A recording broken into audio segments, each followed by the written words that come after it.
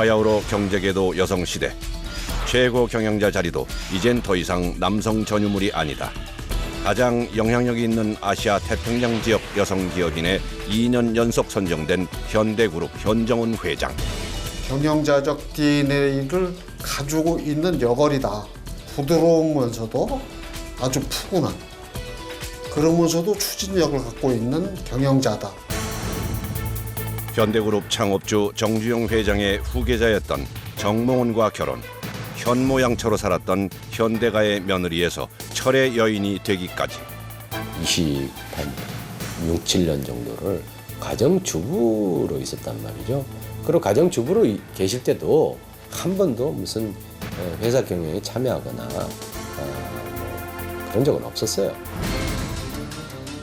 2003년 정몽원 회장의 갑작스런 죽음으로 현대그룹의 운명은 풍전등화 같았다.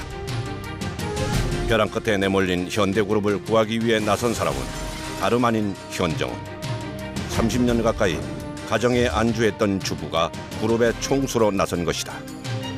현정은 회장께서 굉장히 그 역을다운 그 보장을 가지고 계시는 것이죠. 이거는 내 회사는 아니지만 내 남편 회사다 하는 생각을 가지고 있었지 않겠습니까? 그리고 남편의 미망인으로서 내 이 남편의 자식들을 하고 여기에 정통성을 내가 이끌고 가야 되겠다. 비운의 재벌가 며느리에서 비장한 모습으로 총수 자리에 오른 지 12년. 악재는 끊이지 않았다. 적통성 문제를 운운하며 공격해온 현대 가문의 경영권 위협. 숙명과도 같았던 대북 사업이 금강산 관광 중단이라는 초유의 사태로까지 치닫는데 위기를 돌파한 현정원의 리더십은 과연 무엇이었을까? 현대그룹 현정원, 평범한 주부에서 그룹 총수로. 대한민국 경제 거인 현대그룹 정주영 회장의 평생 수건 사업은 바로 대북 사업이었다. 1998년 6월 솥대 500마리와 함께 판문점을 넘었던 일명 솥대몰이 방북. 누구도 예상하지 못한 히든 카드였다. 솥대 방북에 지구촌의 관심은 집중됐고 CNN은 1차 방북 장면을 생중계할 정도였다.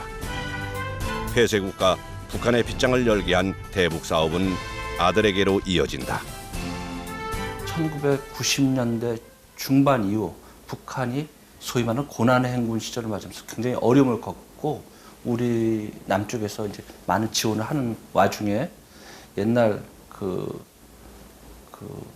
고향에서 소 한 마리 판값을 갖고 이제 남한에 와서 사업을 했던 정주영 회장이라는 분께서 이제 98년도에 그 솥대를 이끌고 이제 방북을 하게 되죠. 아버지 정주영 명예회장의 대업을 물려받은 정몽원 회장은 대북 사업을 전성기로 이끌게 된다. 그러던 어느 날 현대아산 회장이 투신 자살했습니다. 충격과 안타까움으로 다가온 이 소식. 오늘 아침 5시 50분 서울 현대본사 사옥 화단에서 소나무 가지에 덮여 쓰러져 있는 사람이 청소원에 의해 발견됐습니다. 2003년 8월 정몽원 회장의 대북 송금 의혹이 불거지면서 검찰 조사를 받던 중 집무실 밖으로 몸을 던진 것이다.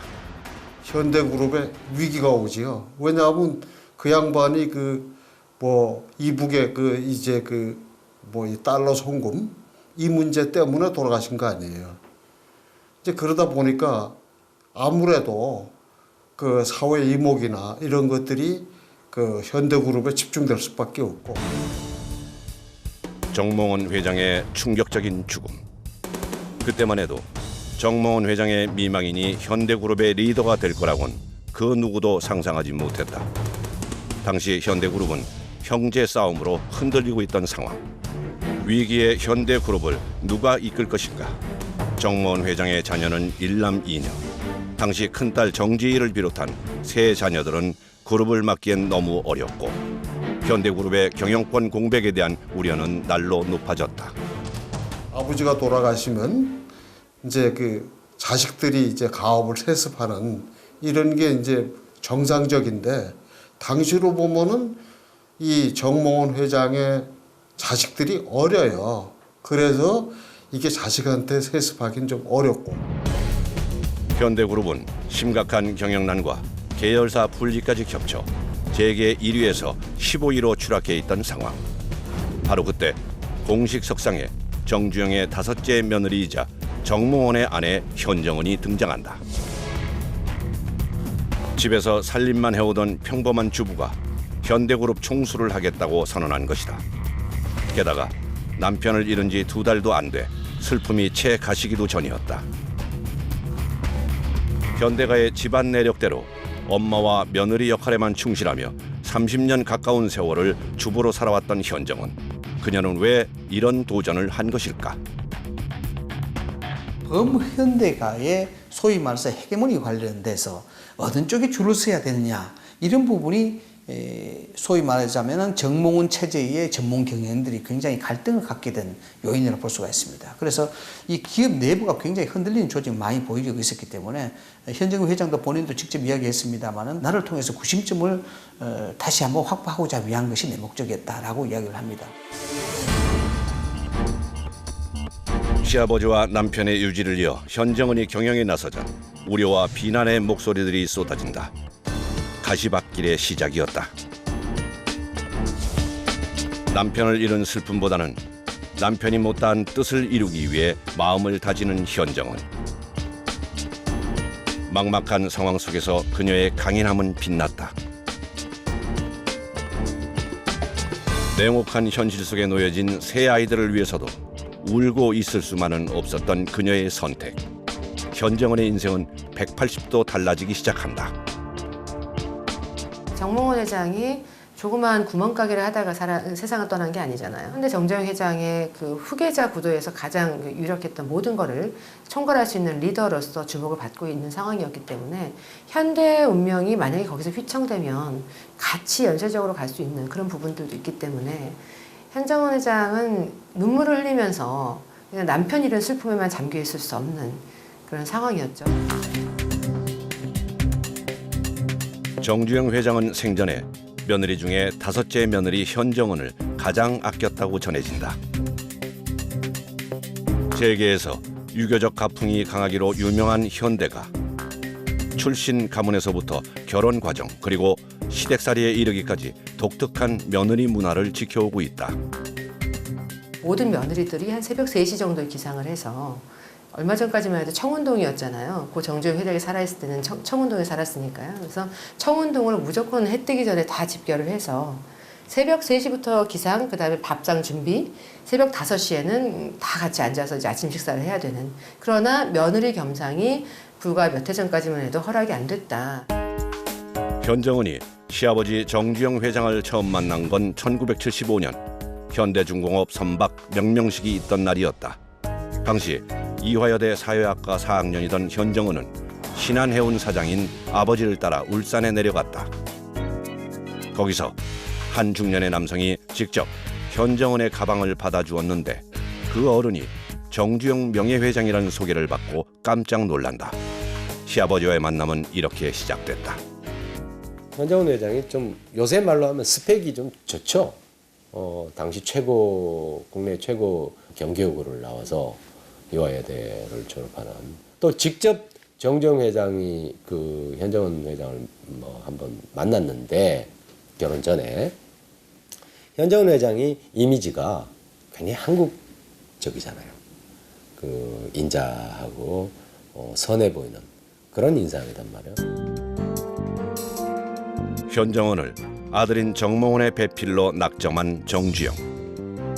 군복무 중이던 아들이 휴가를 나오자 한번 만나보면 어떻겠냐는 제안을 한다. 정주영의 적극적인 추선으로 만나게 된 두 사람. 정몽원 역시 현정은을 보자마자 첫눈에 반하게 된다. 정말 그 문학 청년의 면모를 다 보여주면서 아내 현정은 씨 마음을 다 사로잡은 거예요. 예를 들면 달해가 뭔지 어떻게 알겠어요. 뭐 지금은 달해가 익어갈 무렵이다. 뭐 점점점 이러면서 편지를 보내면 달해가 뭐지? 이러면서 막 궁금해하면서 그 다음 문구에 뭐가 있지? 좋아하니까 궁금할 거 아니에요. 그러면서 상대의 편지를 기다리고 또 답장을 기다리고 주거니 받거니 하면서 마음을 주고받으면서 연인이 됐고, 1975년 달해가 익어갈 무렵 시작된 두 사람의 연애. 현정원은 학업을 마쳐야 할 상황이었지만 성격 급한 정주영 회장은 하루라도 빨리 현대가의 식구로 데려오고 싶었다. 교제한 지 1년 만에 현정원이 학업을 마치자마자 혼사를 치르게 된다. 대학원의 지도 교수가 한한상 전 총리입니다. 한한상 전 총리인데 한한상 총리가 눈여겨봤죠. 현정원 회장 눈여겨보고 한한상 회장이 총리가 된 후에 정주영 회장과 해외에 나가는 길에 비행기 안에서 물었다 그럽니다. 며느리 중에서 누가 제일 똑똑하냐라고 보니까 정주영 회장이 정원이다라고 이야기를 했다는 그런 얘기였습니다. 유독 엄격하기로 소문난 현대가의 시집살이. 딸만 있는 집에서 차별 없이 자란 현정원 입장에서 현대가에서의 생활은 낯설기만 했다. 일단 정씨 집안 여자로 들어오면 며느리들은 사회활동은 생각지도 못하고 살림에만 신경 쓰거라 시아버지 정주영 회장의 엄명을 따라야 했다. 자녀분이 학교에서 무슨 행사가 있을 때도 머리도 말리지 못하고 씻자마자 바로 가서 참석을 해서 같은 학부형분들이 현대가의 며느리인지 처음에 몰랐다라는 그런 이야기가 있었을 정도라고 하거든요. 그러니까 현정원 회장 같은 경우에는 스스로의 삶에 대한 책임감, 그 소명의식이 굉장히 투철한 사람이라는 생각이 드는 게 나의 운명을 있는 그대로 받아들이면서 그러니까 순응함과 동시에 그래서 개척해 나가는 스타일의 여장부가 아닌가. 줄곧 살림만 해오던 현정원이 그룹의 총수를 선언한 데에는 자랄 때 가정 환경의 영향도 컸던 것으로 보인다. 현대가 못지않게 유수한 사업가 집안인 친정과 외가. 할아버지는 호남은행 설립자, 아버지는 현대상선의 전신인 신한해운을 운영했으며 어머니는 용문학원 이사장이었다. 사업가 집안의 피를 물려받은 현정원이 결혼 후 현대가의 경영 철학을 자연스레 익히게 된 것이다. 현원영 전 현대상선 회장이신데 이분이 부인이 이제 김문희 여사이고 김문희 여사 쪽은 이제 우리가 잘 아는 호남의 또 재벌 가정의 한 곳인 전방이라는 그룹의 회장이신데 이 전방그룹은 일제시대 때 설립된 우리나라의 역사가 가장 오래된 말하자면 민족기업 중에 한 곳입니다. 많은 이들의 걱정과 우려를 뒤로하고 2003년 10월 현대그룹 총수로 취임한 현정원. 비정한 전쟁터에 몸을 던지자마자 싸움은 시작된다. 현대그룹의 경영권 다툼이 본격화된 것 같습니다. 고 정몽원 회장의 삼촌인 정상영 KCC 명예회장 측이 현대엘리베이터 주식을 갑자기 대량 사들였습니다. 시숙 부인 KCC 정상영 회장이 경영권을 위협해온 것이다. 이른바 시숙의 난. 여성 총수를 받아들일 수 없다는 가부장적 논리에서 출발한 것이다. 이 현대그룹이라는 게 이건 형님인 정주영 회장이 피땀 흘려서 이게 일궈놓은 기업인데 이걸 타성바지가 이게 경영을 한다는 건 용납할 수가 없다. 당연히 현대그룹은 정씨가 경영을 해야 된다. 정주영 회장의 막내 동생 정상영 회장. 삼촌인 정상영 회장이 현대그룹의 보증을 섰기에 담보를 내세워 압박을 해왔다. 정상영 회장은 적통성을 내세우며 현정원의 퇴진을 요구했고 모든 경영권을 현대 일가에 넘긴 후 현대 엘리베이터 하나만 가지고 편하게 사는 게 어떻겠냐고 회유하기 시작한다. 현대가에서 보면은 그 가부장적 문화가 있는 데서 아무리 봐도 이거는 정씨 집안의 것인데 현씨 집안에 가져가는 것이고 또 딸인 정지가 있고 했지만은 시집 가면은 시집을 가버리면 또 이게 남의 집 그룹이 될 수밖에 없다. 그래서 이참에 좀 가슴이 아프더라도 이 부분을 우리 쪽으로 만들어 놓는 것이 좋지 않느냐. 라해서 그게 갈등이 씨앗이 된 것이죠, 표면적으로. 시아버지와 남편이 일궈놓은 현대그룹을 KCC에 뺏길지도 모르는 상황. 현정원은 정몽구 현대자동차 회장에게 수차례 도움을 요청했지만 돌아오는 대답은 직접 나설 수 없다는 내용뿐이었다. 정몽준 의원 역시 관망하는 자세로 일관했다. 겉으로는 모두 중립을 내세웠던 것이다. 결국 현정원은 집안 누구의 도움도 받지 못하고 정상영과 정면으로 맞서야 했다. 정주영 회장이 타계한 이후에 집안의 가장 큰 어른이 정상영 회장이었어요. 거기인데다가 그리고 삼촌인 상황인데다가 또 형제의 난을 겪으면서 그렇게 현대그룹과 다른 형제들이 좋은 관계는 아니었다고 합니다. 현정훈 회장의 편에 서고 싶은 생각은 없었을 거란 말이에요. 그렇다고 해서 정상영 회장을 지지하는 것도 아니었죠. 계열사 사장들마저도 그 누구의 편을 들 수 없는 분위기. 이제 남은 길은 오직 하나. 나약해 보여서는 계속 경영권이 흔들릴 수밖에 없었다. 변화의 절실함을 느낀 현정은 일단 카리스마 넘치는 총수의 모습으로 입는 옷에서부터 걸음걸이까지 교정해 나간다. 종종걸음을 좀 걸었어요. 그 이유는 정몽원 회장께서 걸음이 워낙 빠르기 때문에 같이 가려면 종종걸음을 걸어야지, 빨리빨리 걸어야지 따라갈 수 있는 거거든요. 그래서 이제 총수가 됐을 때는 자신이 주도해서 걸음을 걷기 때문에 보폭이 커지고 좀 더 그 카리스마 있는 정말 대기업 총수다운 그런 걸음걸이로 확실히 바뀌었어요. 현대가의 전우는 쉽게 사그라들지 않았다. 시숙 부인 정상영 회장과 경영권 분쟁이 8달째 계속되던 때 현정훈 회장은 피카드를 내민다. 제가 오늘 분명하게 말씀드리고 싶은 것은 현대그룹의 국민기업화는 경영권 방어 차원이 결코 아니라는 점입니다. 현대그룹 회장 취임 후 가진 첫 기자회견을 통해 국민기업으로 거듭날 것을 천명. 그 결과 그간 곱지 않았던 여론은 현정훈 편으로 돌아서기 시작했고 현대그룹 경영권을 방어하는 기틀을 마련하며 그룹 총수로 입지를 굳힌다. 현대그룹 전체를 국민기업으로 만들겠다. 그래서 한 10,000주 정도를 유상증자를 해서 몽땅 국민주를 만들고 그렇게 해서 국민들한테 되돌려주겠다. 이런 식으로 강하게 나오죠. 이제 그러니까 자칫 잘못하게 되면은 이게 좀 어려운 상황으로 가잖아요. 현대가는 바람잘 날이 없었다. 3년 뒤인 2006년 시동생의 난이라 불리는 경영권 쟁탈전 2라운드가 벌어졌다. 또 한 번 현정훈의 자리를 뒤흔든 것. 남편이 가장 아꼈던 동생 정몽준의 공격이었기에 더욱 참담했지만 그녀는 침착했다. 결국 현정훈은 현대상선 우호 지분을 확보하며 경영권을 또 한 번 지켜낸다. 현대그룹의 적통을 이어받은 정몽훈 회장의 부인입니다. 이 말은 뭐냐 그러면은 내가 이 그룹의 적통을 계속 이어가겠다는 자기 아들들과 딸들에 대한 2세에 대한 그 적통성을 그대로 이어가는 그런 거라 봐야 되겠죠. 그렇다 그러면 그 어머니 마음 이런 부분은 어떤 경우라도 여기서 자기가 버텨내야 되겠다는 그런 각오가 충분히 있었다고 저는 봅니다. 남편을 향한 현정훈의 사부곡에 이런 글이 실려 있다. 사랑하는 애들 아빠 정몽원 회장님. 당신이 첫 삽을 뜬 개성공단은 하루가 다르게 제 모습을 갖춰가고 현대의 꿈도 더욱 아름다운 꽃들을 피워갑니다. 남편이 남긴 유서 한 장에 대한 답이었다. 대북 사업을 이어가겠다는 현정훈의 의지이기도 했다. 대북 사업을 강력히 추진해 주시오. 그리고 나의 유부는 금강산에 뿌려주시오. 이 대북 사업이라는 게 이게 정주영 회장 말년부터 이 공을 들였던 거 아니에요.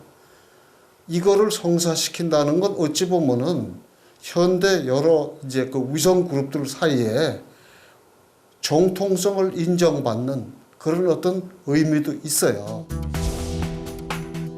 현대가 적통의 상징 대북 사업에 빼놓을 수 없는 이가 있다.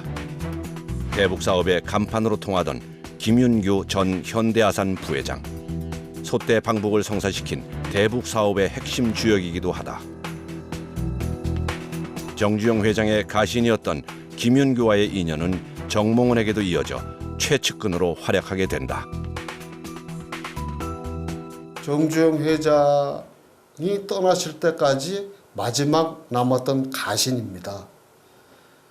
어느 정도였냐면 정주영 회장이 이제 이제 노안으로 몸이 불편할 때 아침에 일찍 청운동 자택으로 출근했다가 그 다음에 이제 정 회장 뵙고 나서 또 퇴근할 때 뵙고. 현정원이 취임한 후에도 김윤규는 김정일 국방위원장과의 면담을 성사시키는 등 대북 사업을 진두지휘한다. 하지만 현정원은 뜻밖의 결정을 내린다. 김윤규를 퇴출시킨 것이다. 금강산 옥류관 사업자 선정 과정에서 비리가 포착됐고 투명하게 대북 사업을 주도해 나가려는 현정원 회장의 의지이기도 했다. 남북 경협 사업의 과정에서 사업자를 선정하는 과정, 그다음 납품을 선정하는 과정 이런 것들이 투명하게 공개가 안 됐었다. 알고 보니까 소문에는 그것이 김윤규 사장의 측근들이 많이 했다. 이런 것들 의혹들이 많이 제기가 됐었습니다. 그래서 김윤규 회장이 너무 저렇게 정몽 회장이 없는데도 불구하고 좀 투명하고 객관성 있고 아주 충성스럽게 해야 되는데 오히려 그것이 전행하는 것이 아니냐는 그런 여론이 많이 있었죠.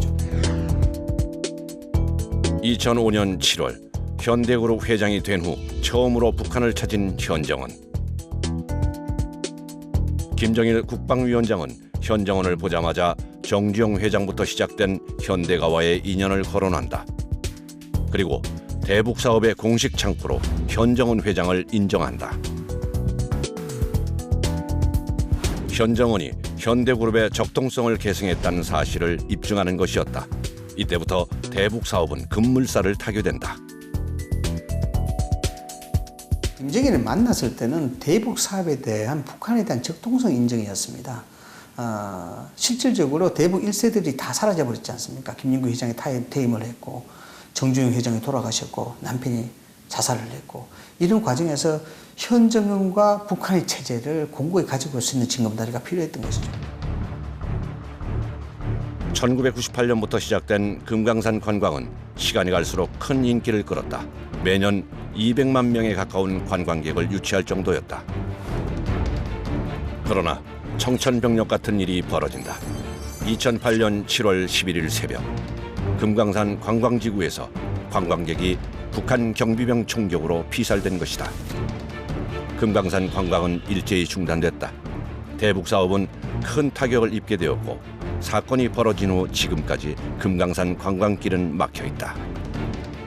남북 관계는 굉장히 나빠지고 그런 와중에 또 북한이 더 도전적으로 2010년대 들어와서 소위 말하는 천안함 폭침이라는 걸 일으키고 그거에 따라서 오이사 조치가 되면서 어떤 신규 투자라든지 이런 것이 전면 중단된 상태로 지금 와 있는 것이 굉장히